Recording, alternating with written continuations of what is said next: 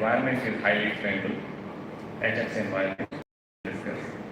And you may hear some small fire, explosion, and unfortunate part is these things are being reported as fire accidents, or these are not categorized as electrostatic hazards. So this is very important for smaller companies, and we need to understand the importance of, I won't call anti-static because anti-static is a not correct term. Static charges are everywhere. We should call it static dissipative fibers yarn fabric. So this is a very interesting topic.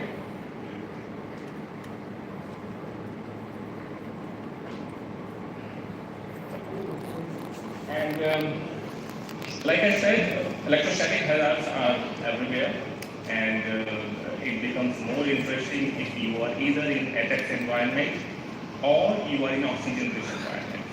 I hear many times there is explosion or fire inside operation theater, and I'm trying to work with risk assessment companies to find out, can we start checking whether these things are happening because of static charge issue, not because of the fire, not because of the electrical faults. So here we are going to discuss about various applications are there for anti-static, static dissipative fiber-based materials. These are not only used in protective textiles, but also used in different types of industrial fabrics. We are manufacturing a range of static conductive yarns as well as static dissipative yarns. So we are making technical yarns using copper input, stainless steel fibers, stainless steel filaments. We are also working with tungsten. But for protective textiles, mostly carbon-based materials are used, and so most of the time our yarns are being used for either fire protection or arc flash fire, again, thermal hazards. And the interesting thing is, it's like I said, it's not only about using the best fiber. There are very good global companies are supplying anti-static and conductive fibers in India, but how we are using it, and it's not about passing the day one compliance. So as we are a young company, we get two types of queries from outside. Like in morning, Professor Thomas mentioned that all innovations without cash flow or without commercial interest is of no use. So say in our case, we need to do innovation which we can sell. So most of the time we get queries on one side trying to say, I want this yarn with this much specification, this is the fiber brand, and they are very clear about what they need. But at the same time, we have queries where trying to say, we just want some anti-static fiber in it. You can just put something which passes 149 part 1, part 3, part 5.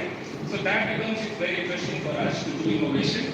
And I'd like to mention that PP should be considered as a last line of defense, and we should not ignore the importance of grounding, maintaining humidification.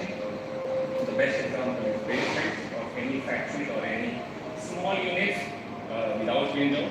So grounding, humidification, and these are the very interesting and important areas, and we are trying to work with startup companies who would like to take this up as a risk assessment challenge. So they can just charge small amounts to companies, and they can do risk assessment, and they can tell manufacturers that these are the areas they need to improve. And we can then come up as a solution provider. So anti-static or static dissipative fibers are available in staple fiber form or in filament form.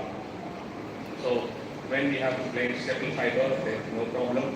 You can have intimate blend and do 2%, 3% mixing in your material, whether it's polyester or whether it's monoacrylic, whether it's aramid.